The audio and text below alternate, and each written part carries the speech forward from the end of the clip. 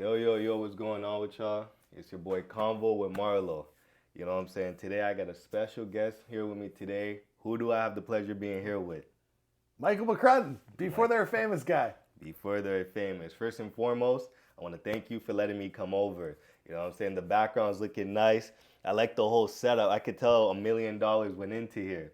How long did it take to get it all? I mean, obviously they can't see everything, but how long did it take to get it all like this? Because for sure a lot went into this. Yeah, we had a studio in Toronto, and then I bought a house. This is during the pandemic, and then I was paying a mortgage and a studio, and I'm like, man, I better pick one or the other. Yeah. So then this room wasn't done in my house, so we fixed it up and moved all the equipment in here. I'm shocked it fit. Like we had to cut this in half because it used to be taller, but it's probably like $100,000 of gear in here. Sheesh. And 3 sets. So me and my wife and whoever on the team comes over, but it's a working set, man. Oh yeah.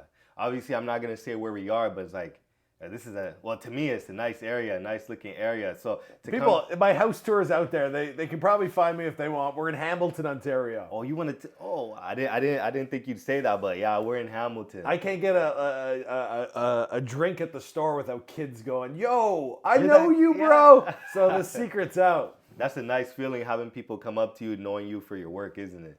Yeah, it's definitely the youth. It's kids that are younger than me that grew up where YouTube was their television. Yeah. And Before They're Famous kind of sells the hope. Like, how did that guy do it? I want to do it as well. So if they were into Logan Paul or Jake Paul or rappers or anyone, they watch my show kind of looking for the roadmap. Yeah.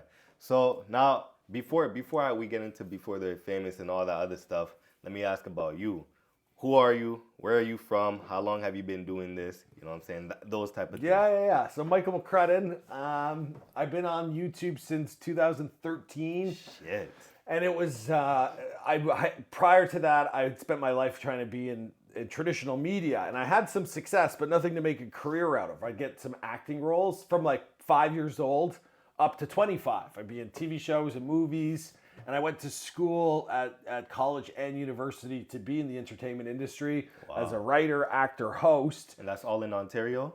Yeah. I was in Dumb and Dumber, which was in Atlanta, Georgia. Yeah. But for the most part, it's always been I've been a Toronto guy. Like when Drake was in Degrassi, I would go audition for Degrassi and be like, well, Drake's got something I don't. He's one of a kind. Whereas tall white guys, probably there's 30 of me going out for that audition, right?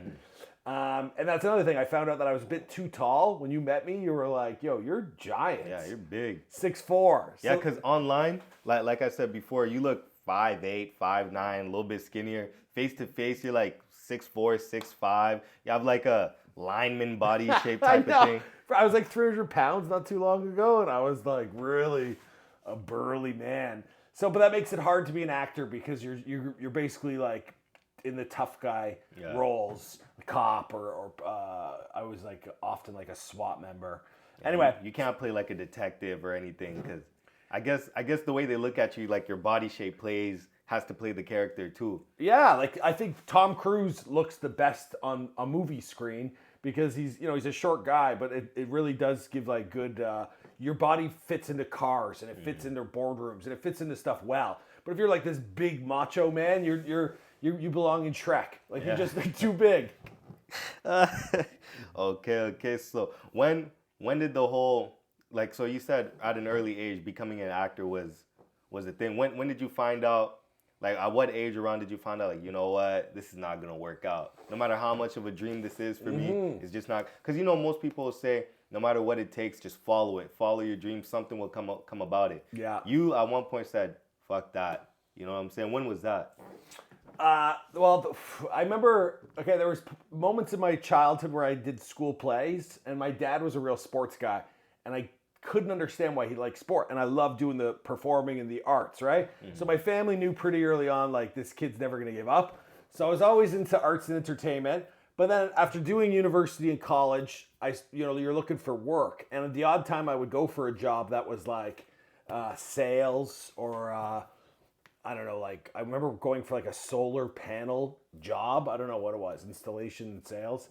But they were like, yo, you're so into the arts, we don't even want to hire you because we could tell you have you're just doing this for a paycheck. Your passion is arts and entertainment. So I was kind of like, this has to work. So thank God for the internet and thank God for YouTube, because I would have had to have been a TV host, and just the timing that YouTube. At first, I thought it was a joke. It ended up becoming the future. Yeah. Oh yeah. No, YouTube. Because when I first found out about YouTube, it's when videos were still only 10 minutes long.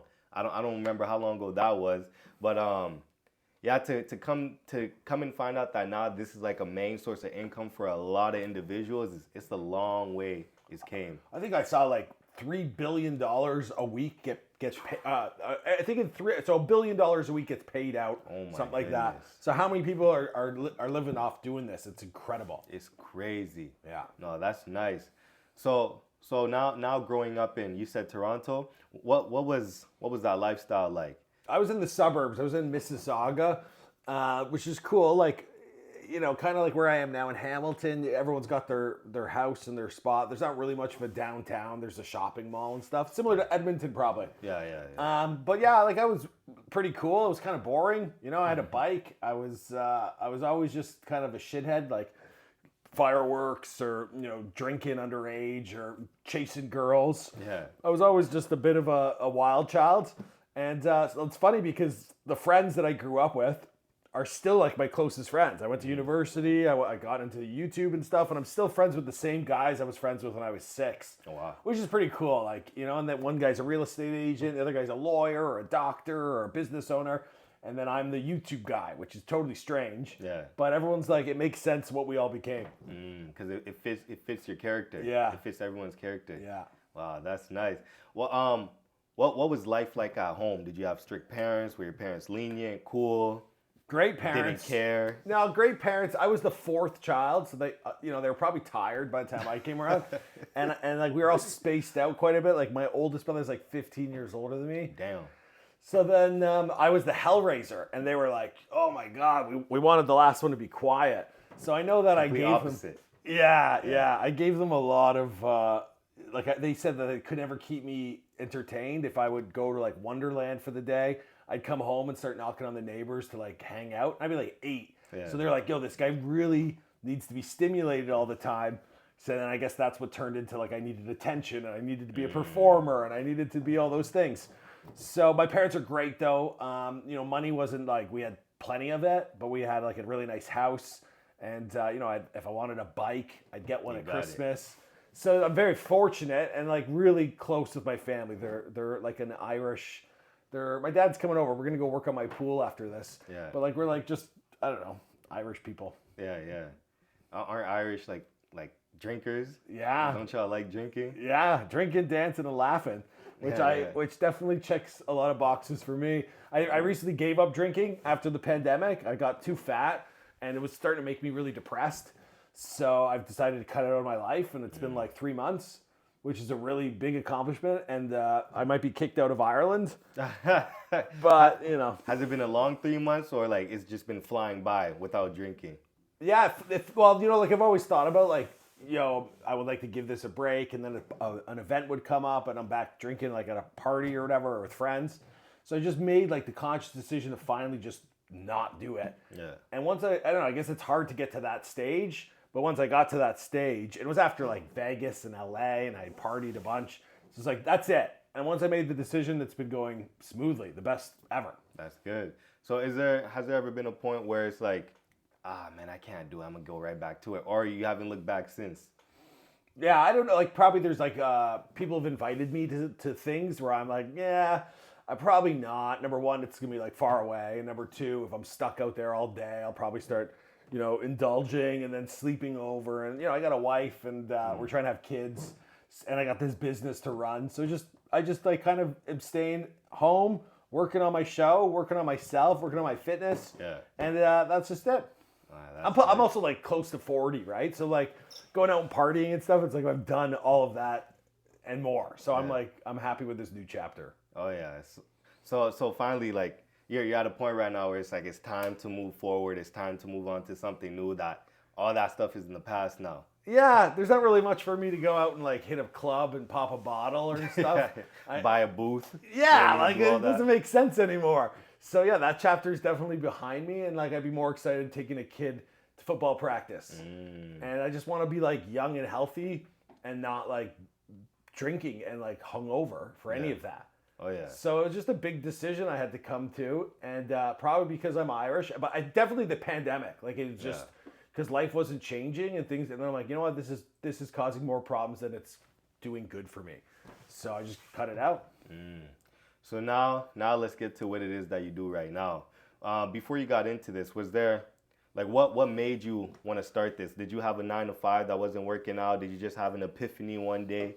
What happened? What was the idea behind this? How did it become? Before they were famous. Yeah. Well, so no, I remember I was going to become, I think I got a job to, it was in Winnipeg. I was going to become a breakfast television reporter. Wow. And I got the job.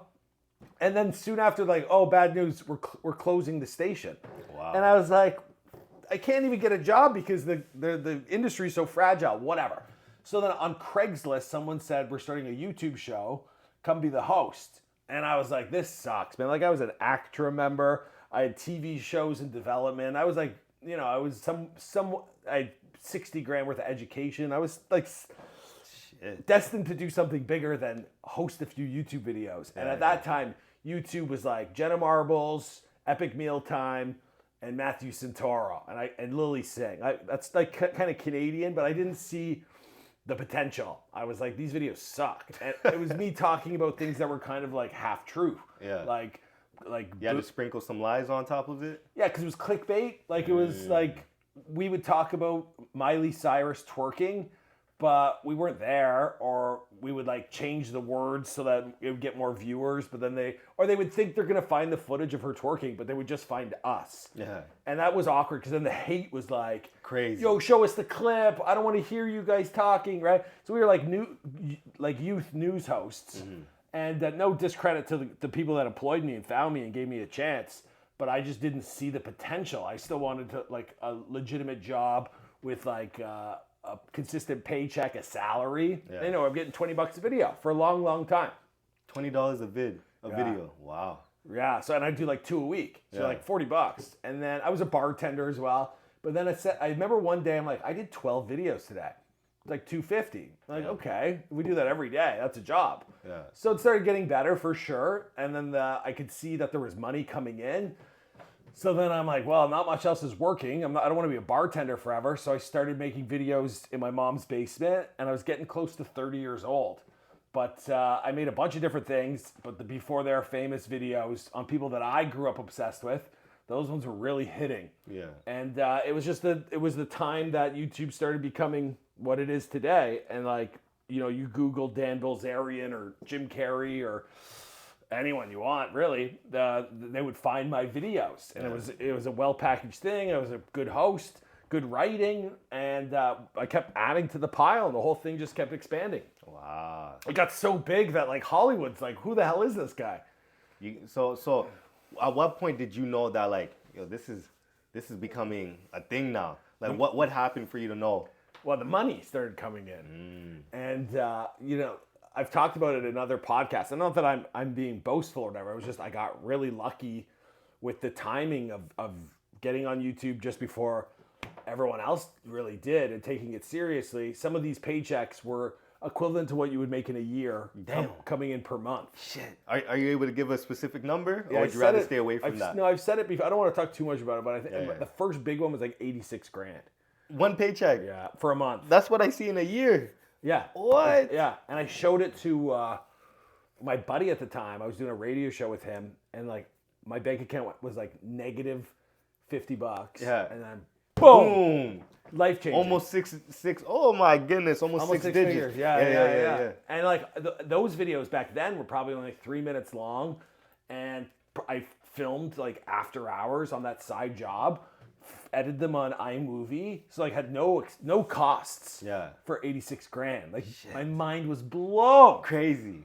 Yeah, and I'm like, oh my god, like I can make these better. I can make these longer. I can hire an editor. I can get like, you know, like I don't know. I'm like, and I knew Before They Were Famous had so much potential because there's always a new star. There's always a new team for every basketball. Yep. There's a draft. There's always something going on. There's always something, right? Yeah, so yeah. it's just kind of honing it in and then owning my my little space in the global news economy, which is tough, right? Like I'm not Rolling Stone magazine, nor am I Forbes, and they've got a lot more technology and resources than I do. But I keep the show branded with the clouds and me hosting, because that's my little security, as I have that little piece of the pie. Yeah, 86K. That is, man, because it's funny you say 80, because a few weeks ago I was doing the math on how much I make a year. I'm like, okay, 80K, that's around roughly where I make. And then to know that you could get that in 1 month,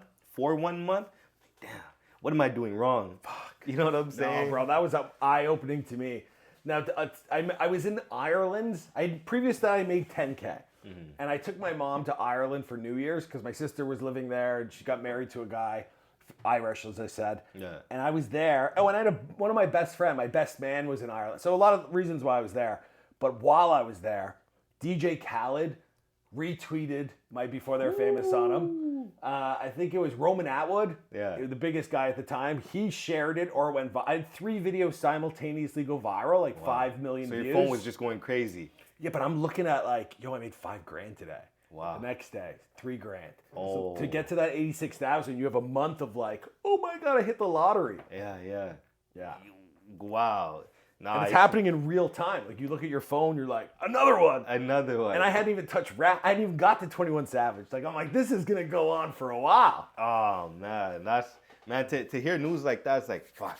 Now I gotta look into different ways to get myself there. Well, dude, back then, right, we had to drive people to YouTube through Twitter, through Facebook. And I remember I used to post a picture of me hosting to every video to Instagram to get people to watch it. Yeah. But now it's like you could be on YouTube, you could be on Rumble, you could be on Snapchat, you could be on TikTok, Facebook. They all pay. So like, man, there's so many different ways to do it. Too many, yeah. No, It's not gonna stop. Yeah. Wow. So the name Before They're Famous. Where did the name come from? Yeah, honestly, it was just such an easy. And no one actually had really done anything with that name. I own the trademark now. Wow. So Before They're Famous was obviously just, here's why it was successful, because it, like another show could be Complex, let's say Hot Ones. Great name, but it doesn't really, like Google someone and then Hot Ones. You're like, what is this if you don't know the show already? Yeah. But Before They're Famous gave me keywords, gave me before, DJ Khaled before, and then DJ Khaled famous. So because of SEO, it was, why is DJ Khaled famous? Boom, my video served to them. What did DJ Khaled do before? Boom, my video served to them. So it really lit up on the SEO, and it was just, I just picked it as a no-brainer. Was it like a business marketing move, or it just came to you? Looking back, the first video I made Before They're Famous was Jim Carrey. Yeah. And I'm like, I do it the exact same way. Before, da-da-da, before, da-da-da, before, da-da-da. And then at the end of the video, I go, and the rest of the story, well, you know the story because this is Before They're Famous. None of that's ever changed. Yeah. But again, like I did go to school and I'd been on a lot of sets and I'd made a lot of television. So I did have some like knowledge to like how to package a good show. But I couldn't believe... It just really all fit in with the change in technology. And I've seen Before They're Famous at like on TV show, like slideshows, or like before the movies roll at Cineplex, they'll play like trivia. Yeah. And I've seen Before They're Famous, but no one ever like turned it into anything. And to me, it's just everyone loves a baby photo of a celebrity. Yeah. Like Zach Galifianakis. What the hell did he look like? I'd love to know. LeBron James was a big, the GOAT. You got to see, he still looked like himself when he was like 12 or like 6. Yeah. It's cool, right? Comparing yourself to what you used to look like. What about Morgan Freeman? I've never, as much as I've never seen a baby picture of him. He was born old, bro. This guy came out the womb with a beard, with a white beard and everything. Yeah. I know. That was a joke we used to tell around the office. We'll do everyone but Morgan Freeman. Yeah. Man, hearing that, it's like the way you could easily twist that story and say it was all business. Like I thought about this from day one, but like to know that like it just sounded good in your head and you put it all together and now it's a whole thing is crazy. It just goes to show how things could really play out sometimes. like without even putting no mind or effort behind it. Mm-hmm. You know, It's a big like there's years. Obviously, the show's been hotter than it has been, and things change, right? There's more competition, but the show will continue to go on for years. But it's been a really big moment for a lot of stars. Like people are like YNBN Corday. Corday, like, bro, I'm on this stuff, and that's just one off the top of my head. Like I mean, Lotto. I remember being like out with my wife at dinner or something. And Lotto was like, oh shit, I'm on this show. I'm actually famous. Like I was serving these people the justification of fulfilling their dreams. Yeah. And I guess because I'm not in Hollywood, I've always been a little disassociated with it. But like the show is as popular as ever there. Yeah. Because it's got the Hollywood Hills and the clouds. And like these people really feel solidified. It's like getting verified on Instagram back before you could pay. Yeah. Wow. That's nice. The facts, the informations. Where do you go for all that? Yeah. I know it's not Google. Where do you go for all of it? Do you changes. have a main source? It's funny because when I started doing this, the show was really hard to put together. Like doing someone like PewDiePie, you go to their Wikipedia, and the information would be very scarce. Especially YouTubers, like scarce as a YouTuber. That's popped in my head. So we'd have to watch a lot of their old videos to try and pull nuggets. And back then, Draw My Life was obviously a big thing where these YouTubers would tell their story and draw pictures. So you'd be pulling from videos. But in the time since now, like, man, and I was noticing, like, press, I guess because the money wasn't on the internet yet, that, like, press were still like, Rolling Stone was still a magazine. The website would be just, like, fluff. And now it's behind a paywall. But there wasn't a ton of good information on the internet. So I was like, shit, I'm giving the answers no one else is offering. So anyway, you would just take a little piece from here, but I'd say the best stuff obviously comes from like these interviews. And there was no podcast or anything when I started. So sometimes it was really hard to piece these things together. Sometimes it was easy. I remember DJ Khaled, he hadn't done a real interview yet. So, you know, I'd go to their Instagram and look at all their TBT photos, like throwbacks, and read the caption. And they'd be like, yo, love you, Ma. Thanks for taking care of me. And I turned that into a 2-paragraph thing. Like, this photo shows that he was with a single mother and he still respects her for working those 6 jobs. Like, I would just take nothing and pull a life story out of it. Sheesh. One thing I got to ask you, because you probably already heard of it already. Duke Dennis. The Duke Dennis video. Oh God! Damn! I saw the Duke Dennis video. I saw that shit, and you know the internet's quick. If it's one thing about the internet, besides it being ruthless, it's quick and ruthless. I saw it, and the thing is, Duke Dennis was even reacting to it. I saw him reacting to it. The pictures and some of the information. Where are those from? I think the information was fine. It was just mad that we were talking about his girlfriend. But the photos were totally not him. Sorry. No problem. So, I reacted to his reaction. I remember my phone blew up. I'm like, man, I've been doing this 10 years. Do I need this shit? But when people react and roast me, that's, you know, our videos and our channel upticks. It's good for business. Especially a guy like Duke. He's huge. Exactly. And I'm getting old, right? I'm like I just filmed Finoom. What's his buddy's name? Which one? There's Finoom. Phantom. That's what you're trying to say? they got on you for that, too. Bro, I just filmed that. Phantom. I think I did Finoom. Yeah. He got you on the name, too. Yeah. Phantom. So because I'm out of touch, right? I don't know all these kids. So, and I think I called him Finoom, bro, and it's going up next week. So that's going. Oh, you made one of him? I filmed it here 3 days ago. And you said Fanoom the whole time? I think so. Can't you go back and redo it? I do, but now I have to re-edit it. That's gonna cost me money to do it again. Yeah. Fuck, that's scary. I'll have to watch it and see what I said. Oh my! Do you know the name of the others? Just in case, because I don't want you to Chris get it. Next Door. Okay, yeah, that's one. Kai Cenat. Kai Cenat. Or is it Kai Cenat? I think Cenat sounds the best. I think it's Cenat. Someone told me it was Cenat. His background's Haitian, and I'm Haitian too. But that last name, I never ran into that last name. I'm pretty sure it's Kai Cenat or Cenat. Yeah, well, someone did tell me that. Phantom. Anyway, but for next time, if there is a next time, it's Phantom, not Fanoom.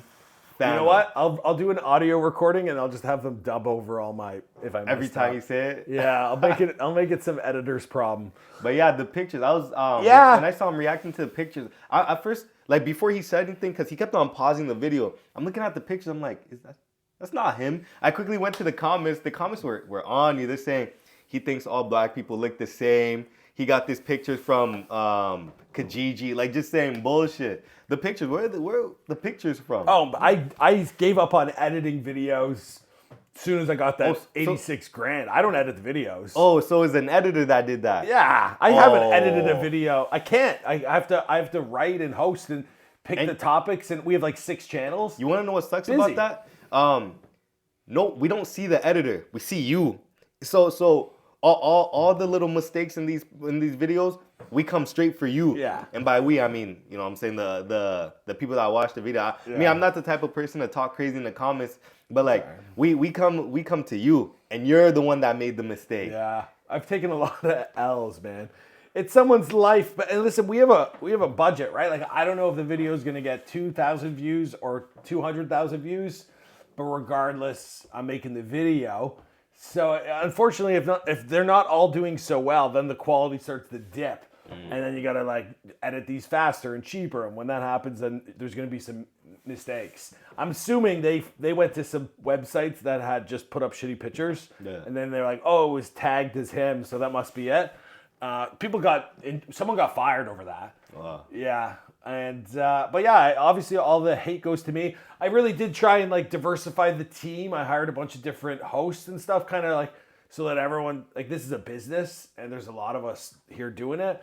But at the end of the day, my voice, my face is the brand. Yeah. And the brand has taken some big hits online. Like a lot of people, which is strange to me, like we're telling people you're famous or you're rich, you know, and people are taking offense by that. Oh yeah, a lot. I don't know. It seems strange to me. I never understand how people are like, oh, I don't want my business to be out there. That's kind of hard now, especially when your face is well known. Your business is going to be out there some way, somehow. Especially if you grew up using the internet, you've put a whole bunch of your own information as a young kid that will follow you till you get older. And you know, once you have a diehard fan base, they're going to find those things. And I'm not even a hacker. Like I don't look into like people's IP address, nor do I gossip and like talk on camera about stuff you hear through like, yo, I heard they got arrested, or like if it's not printed in the press, it's not my business. If it's not on TMZ, I don't use it. So I don't know why people should be so offended. I think there's meaner people making celebrity content. Like people make shitty videos about me, right? It hurts my feelings, but at the end of the day, I understand. They might get some clicks off bringing me down. And listen, I've had to do that months where we couldn't pay our rent and stuff. We've had to make videos I probably wish we never made. Someone that I like really like, maybe like Steve-O or Bam Margera. We've done, you know, Bam Margera's going through a hard time, but I've had to make a few videos about his downfall, you know, with addiction and his family affairs and mental health, I'm guessing. And it doesn't make me feel good, but we also have to. A lot of people like that kind of content. And that's the thing that sucks about it. Well, people love negative shit. That's what people are in love with. Yeah. I saw, are you familiar with Charlemagne the God? Yeah. He said, people, what was it?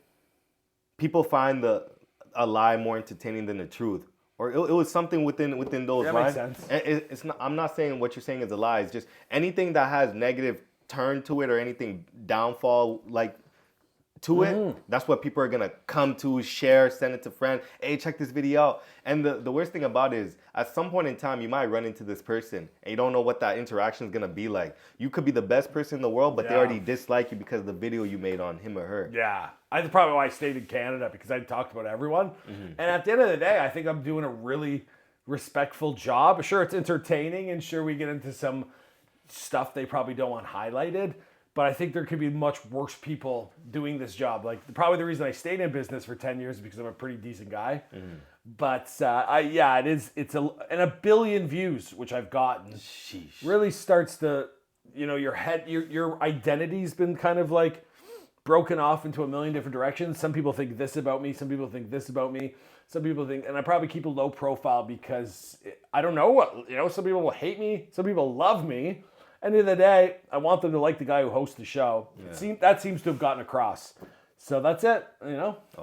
So one thing I really gotta ask you, because I don't know if it was your video of that or if it was you that showed it. A few years back, you did a Kendrick Lamar video. Yeah. And you said the N-word. Hey, it was the name of an album. Hey, I'm saying what I saw. Yeah. You know what I'm saying? So Yeah.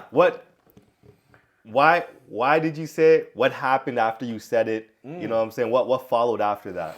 That video is from back when I was first getting started, like really early on in the YouTube career. I'd say 2015, 2016. And it resurfaced in 2021 when I was building a studio in downtown Toronto. Now, why it resurfaced is strange to me. Now, it really was someone saw me trying to make moves forward and said, let's hit him with it was definitely some kind of smear campaign. And now going back to why I said it, I remember that I didn't have my own team. I was still working by myself. And I would never say the word, geez, dude, I'm walking on eggshell. I'm doing videos on a lot of colored people, uplifting them. Like mainstream media was not giving Lil Wayne the same respect as they were giving country stars. And I was here I see no difference because I grew up with the younger generation, whatever. I said it because the name of the album. I wouldn't have said it any other way. But because it was the name of an album, I was like, well, do I want to be taken serious? Or would an MTV host not say the name of an album? I go, I don't know. I think they would. It's a name of a product. Like, will he be mad if I'm not promoting his album because I can't say the word? Like Jay-Z and Kanye West put out a song, Paris. And I love that song. I never could say the title of it, right? So it was a bit of a conundrum. Anyway, I did what I did because I thought that I was being a good journalist. Thought I was giving respect to the album, not the derogatory term or the racism behind it. I was promoting his work, promoting his artistry, his fame, whatever. So I said the word. But yeah, the fact that there was a sound bit got turned into something that certainly wasn't. Fuck. I don't even need to defend if I'm a racist or not. I don't think anyone thinks I am. No, I don't think you are. It's just when I saw it, because this is how good the internet is. I saw apart from you saying it, and then the video just ended right there. So I'm like, there's got to be more to this, because there's no way he's just saying it and then the video has to end there. But to me, I feel like logical thinkers come rarely. And what I mean by that is people would see that video and just run with it, be like, yeah, he's a racist, let me move on with my day. And every time they see you online, he's racist, don't listen to him, don't this, don't that, and so on and so on. So in some people's eyes, you're looked at as that type of person, even though there's way more to it. You know what I'm saying? That's not even honestly, that one, obviously, to be totally honest, we did hire new hosts, and it wasn't even because I live in Toronto. You're Canadian too, right? Like Alfonso Davies is from where you're from. We live in multicultural Mecca. Like everyone's racially diverse. Something, right? When I grew up, my best friends, this, that, or whatever, right? So anyway, when I went to hire a new host, I'm like, who are the best hosts I know? It turns out they were all African American. Azalea Hart from Toronto, she now works at Chum.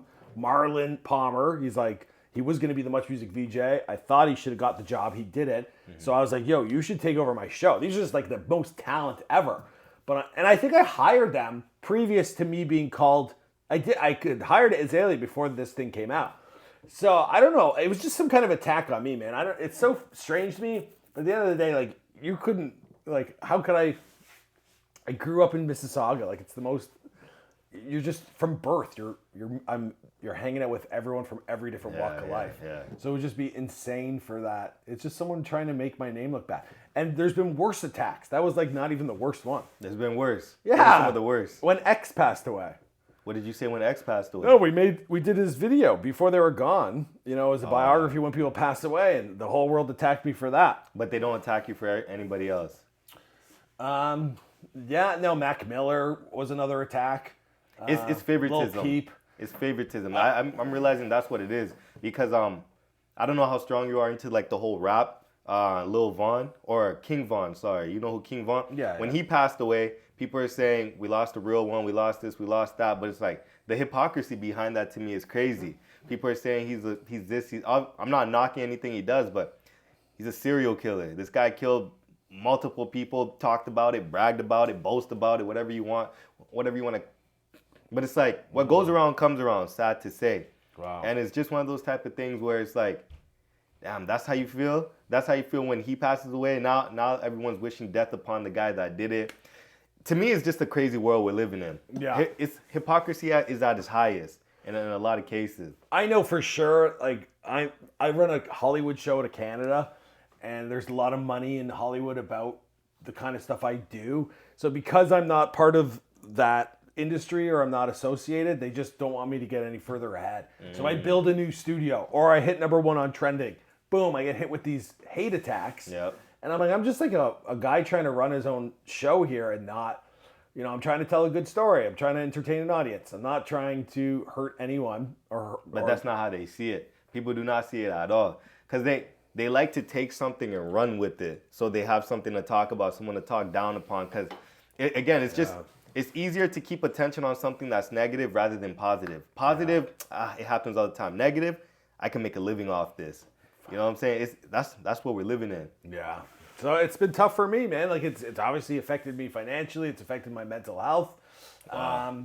It's affected me and my wife's happiness just because at this point in my career, I probably thought I would be retiring or stepping down from YouTube. But I got to go to work every day like everyone else. And I'm like, man, if people didn't, I used to get 1 million views a video and I got 500,000 views. And I'm like, if people didn't cut me short of my trajectory, I'd probably be living a different life. But, it's so if anyone hates me, they got something out of me already. I think it's time to move on. Yeah.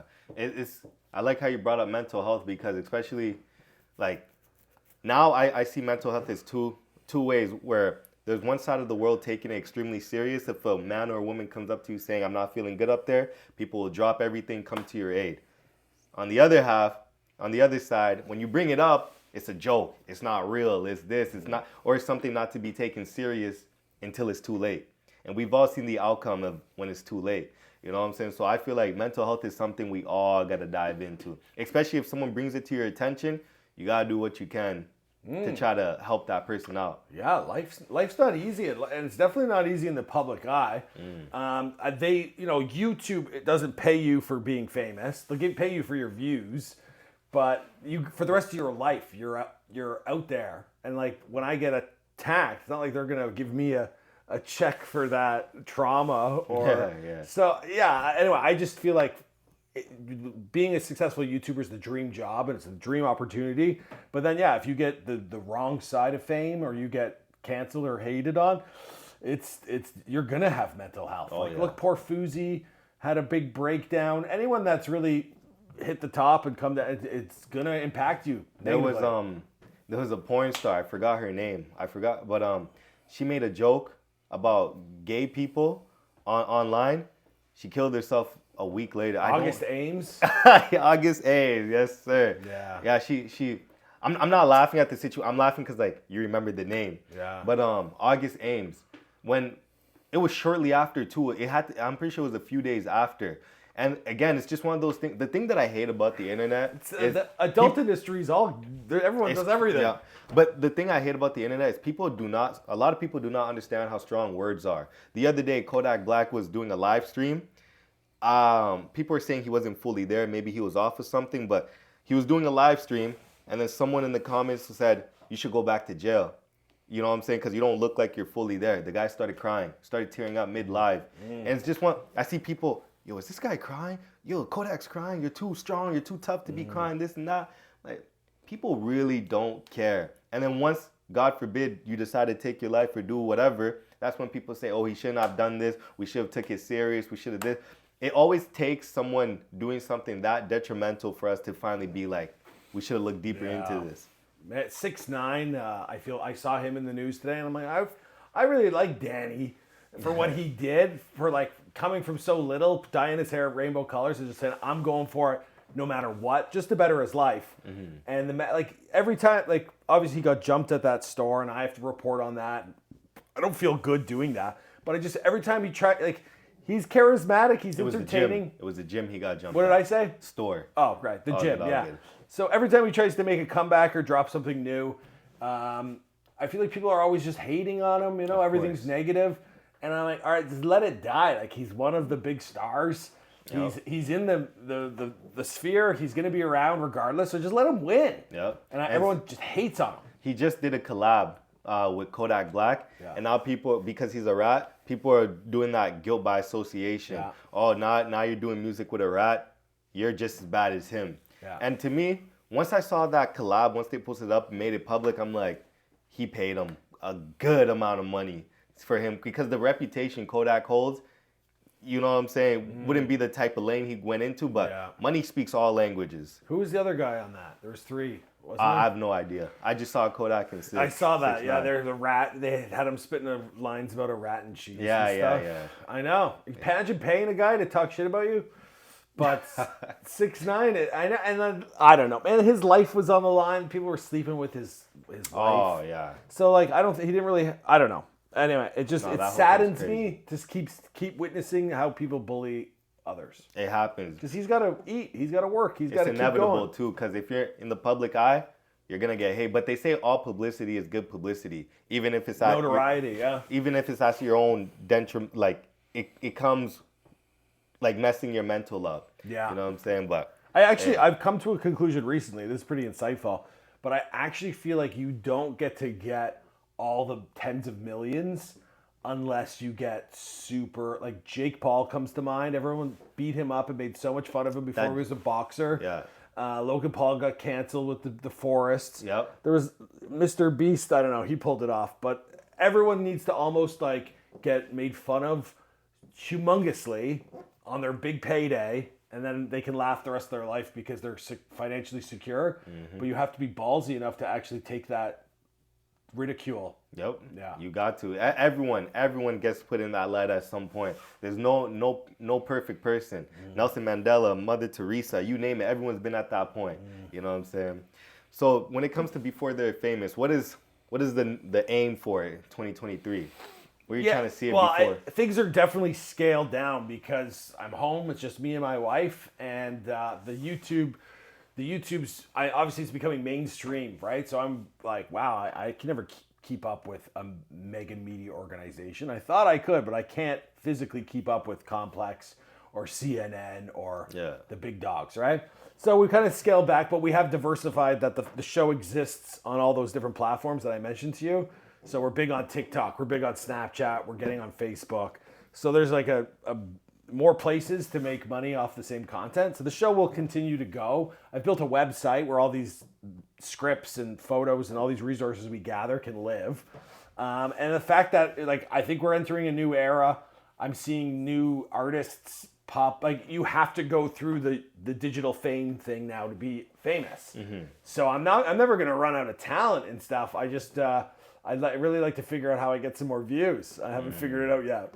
Yeah, you got to look into that because the ways are changing all the time. And with some people, I'm noticing they just, a lot of people, a lot of videos I see, people are just recording for fun and it just randomly blows up. Sometimes it's just the most random things blowing up. Yeah, I've seen a few TikTok, you know, Drewski, this guy was doing this random dance and that thing's all over TikTok. It's always the things you least expect to just blow up. I looked Drewski up recently, and like he had like 100 million, 200 million YouTube views. Like he wasn't massive, but he's definitely a part of the system. You know what I mean? Like he's got a manager and a publicist, and there's gatekeepers that he's definitely working for, and I think that's might have something to do why everything he touches goes mega viral. Maybe the game's fixed. Maybe that's why I'm struggling. I don't know.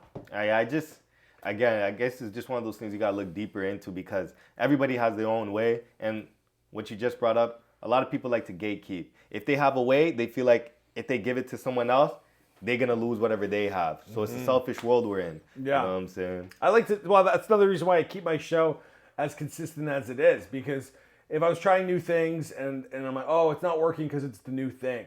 But I'm like, I've been doing this show for 10 years. And it's always, so then I can kind of like suss out, well, sure, maybe the show's not as great as it used to be, but maybe it's something outside of my control.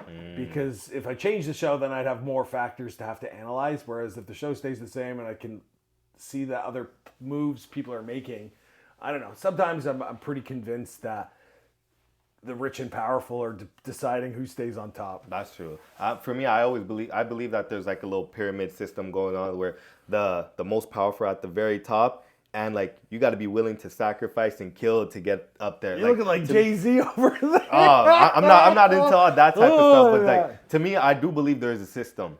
There is a system. There is a level that you can go up to and you cannot pass, if that makes sense. Yeah. Especially when unless it comes you got 10 mil. Exactly. Well, I mean, when you have certain type of money, reality is whatever you want it to be at that point. What the example I always use, let's say you're walking into a shoe store, they close at 6, you get there at 6:05, they see you and you look like a person that have a decent amount of money and that will spend money, the store opens back up just for you. Yeah, for sure. You know what I'm saying? Those type of things. Well, then it's interesting because you have to find a workaround. Like the only ones I can think of that figured out how to beat that system is Logan Paul with merch and then Prime, Nelk Boys with their drink, Conor McGregor with his whiskey. So you really need to start selling a consumable product. Mr. Beast has got the burgers and now the chocolate bars. So you got to turn your audience into a shopping mall. And that's probably the only way to beat the system. I just recently got tapped in with the Nelk Boys, the Happy Dad drink that they got. That's like I never tried it, but it's just because I'm not really much of a beer guy. I'm Apple Royale or Crown Royale. Royale. The Apple one's good. Apple's my favorite. Yeah. But yeah, I noticed to stay on top of things. Obviously, first do what you got to do, get up there, and then get into the merch world, get into like clothing, beer, whiskey, whatever the case may be. Because at some point, your flame is gonna go out, and sadly, when it does, you need something else to keep the money coming in. Totally. You know what I'm saying? I've partnered with a brewery there. I'm promoting non-alcoholic beer because I'm not drinking. Yeah. And I love beer. So but I'm definitely coming to this conclusion a little later than I would have liked to.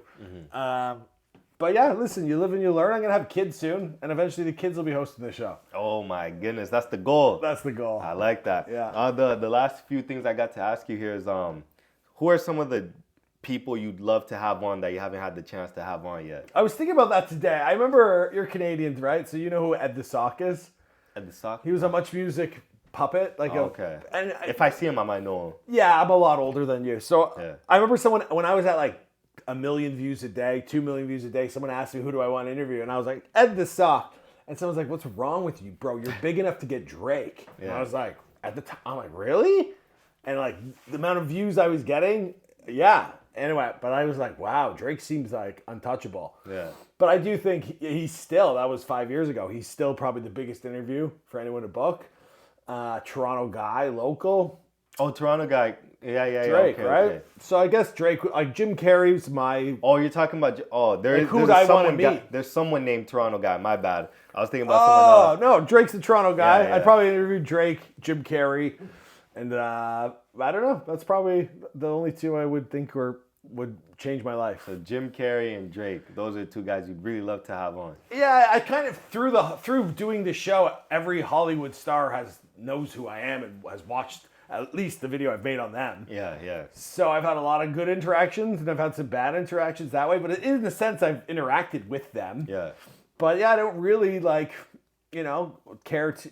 Peter Farley, he made Dumb and Dumber. He's a director. I've slept on his couch once when I was in that movie, Dumb and Dumber 2. Yeah. I might like to go to dinner with him again. But I'm not too starstruck or maybe Conor McGregor, hang out with him. He's Irish. I don't know. It's not like I'm begging to do these things. Yeah, this guy likes to get violent. I saw him swing on that mascot. Now apparently now that mascot was in the hospital. Yeah, he was promoting a product though. Maybe he got canceled and now he's just like, I'll be the bad guy. He just doesn't care anymore. Fuck it. You know what I'm saying? Because bad news sells. Of course. Now, to people that are trying to get to this position that you're at right now, you know what I'm saying? What would be your advice to them? It's a grind. I would, it's just starting. I'm seeing new people pop up each and every day. Hollywood, I should have moved to Hollywood. So someone like you should probably start doing interviews down that way. It's just an ecosystem that everyone respects the hustle and the grind and the giving each other exposure more than anywhere else in the world. But I definitely think it's doable. I don't think people will become YouTube millionaires overnight. Kind of my first couple of years were really fantastic. It's definitely in monetizing your audience. And it's definitely doable, and we're gonna see a lot, like for years and years to come, $100,000 a year, just people that like probably in every city there'll be like 10,000 people that make $100,000 a year because they're influential in mothering or sports or it's a whole industry. Oh yeah, no, it's crazy. How did you find out about Convo with Marlo, my podcast? I saw you on Instagram. I think we were chatting, or we were talking with each other. I always check my DMs. If you're from Canada, I'm always like, oh, you must be from Toronto, and you were. And I'm like, what?